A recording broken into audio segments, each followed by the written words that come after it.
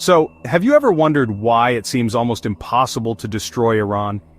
I mean, you'll hear politicians talk tough on the news and there's always that buzz about military options on the table.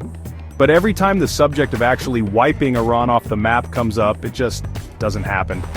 Let's break down exactly why that is. First up, geography. Iran is massive. We're talking the size of Alaska, right between the Middle East and Central Asia. It's got mountains, deserts, and coastlines along the Persian Gulf and Caspian Sea. Invading Iran is a logistical nightmare. You can't just roll in with tanks and expect a quick win. Take a look at history, even the Mongols and the British struggled here. The terrain gives Iran a huge defensive advantage. Next, there's the population. Iran's home to over 85 million people. That's more than Germany or the UK. And they're not just some disorganized group. National pride runs deep. And when threatened from the outside, Iranians tend to unite fast. That makes the idea of an easy regime change almost laughable. Now let's talk military. Iran doesn't have the fanciest gear, but it's got a huge arsenal of missiles and drones, plus a massive network of militias and proxies across the region. Think of it as an army with branches that stretch all the way to Lebanon, Syria, Iraq, and Yemen.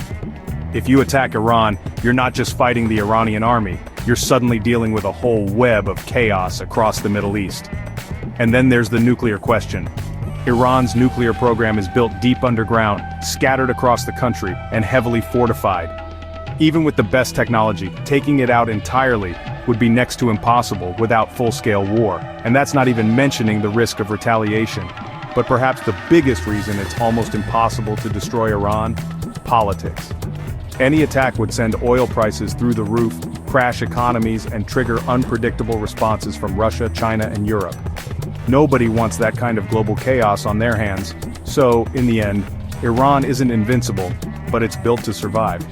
Geography, population, military strategy, and international politics all come together to make any talk of destroying Iran a fantasy that sounds tough on TV, but falls apart in reality. Next time you hear the saber rattling, just remember, some countries are just too tough to break. That's it from me. If you learned something new, hit that like button and subscribe for more breakdowns like this. Cheers!